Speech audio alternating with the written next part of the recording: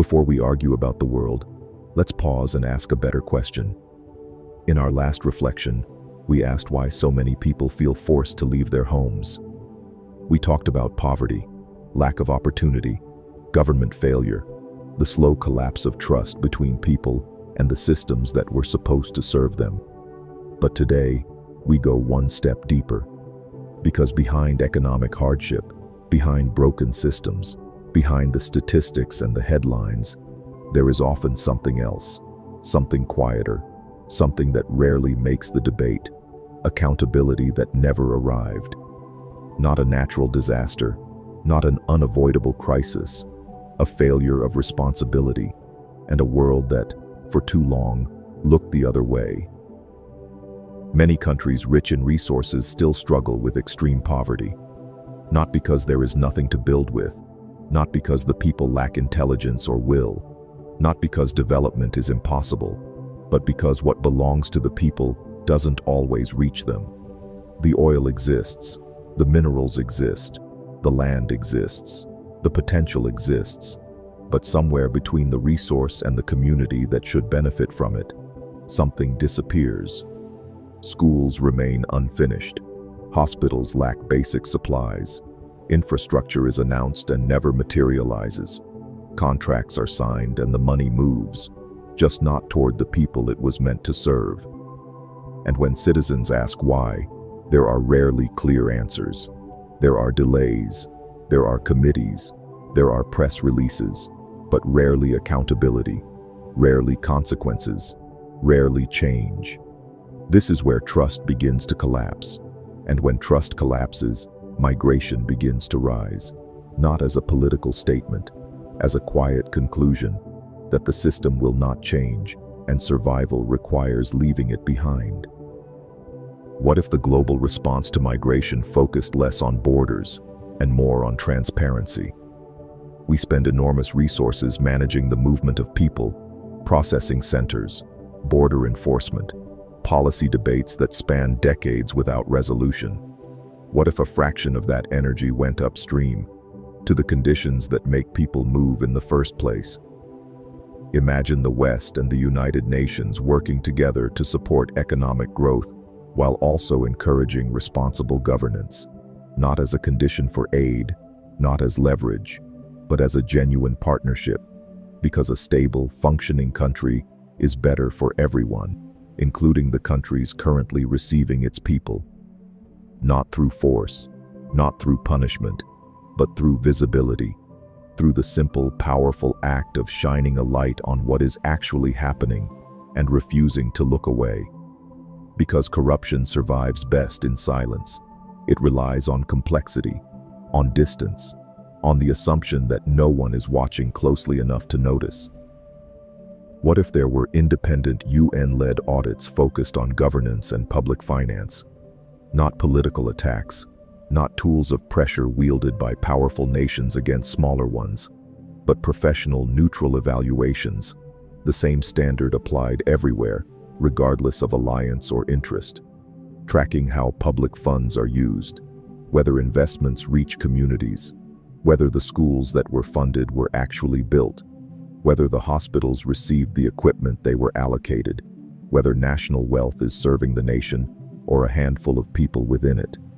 And when funds meant for development disappear into offshore systems, when contracts are awarded without process, when public money moves in ways public money should not move, transparency makes that visible.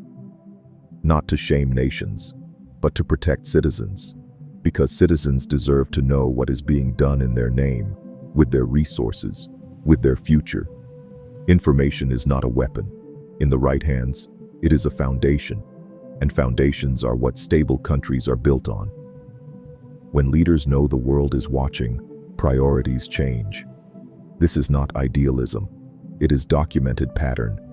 Countries that have opened their governance to independent review, that have welcomed scrutiny instead of deflecting it, tend to perform better. Not immediately, not without resistance, but over time, measurably, undeniably better. Public accountability creates pressure, not just from abroad, but from within. A citizen who sees the data is a citizen who can ask questions. A press that has access to records is a press that can report. And a population that is informed is a population that is harder to ignore. When one country begins to reform, others often follow. Not because they are forced, but because the results become visible, because stability becomes possible, because the alternative, continuing as before, starts to look less sustainable when the rest of the world can see exactly what it costs. Reducing corruption doesn't just strengthen governments, it reduces human suffering, it reduces risk, and it reduces the need to flee quietly, steadily, in ways that never make headlines because prevention rarely does. When resources stay where they belong, economies grow. Not in theory, in practice. Jobs are created, not promised. Infrastructure improves, not just begins.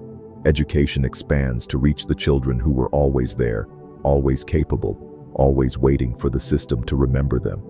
And people no longer have to choose between staying home and surviving, between loving where they are from and being able to eat, between family and future. Migration becomes a choice, not a last resort.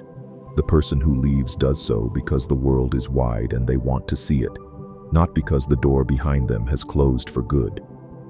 That is a different kind of movement, a different kind of world, one where borders are not walls but simply lines on a map, lines that people cross with documents and dignity, not desperation.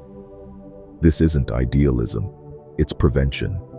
And prevention is always less expensive than response, in money, in suffering, and in the human cost of problems left too long without answers. So what if addressing migration meant encouraging fair and responsible governance? What if global cooperation focused on helping countries succeed, not just managing who leaves them?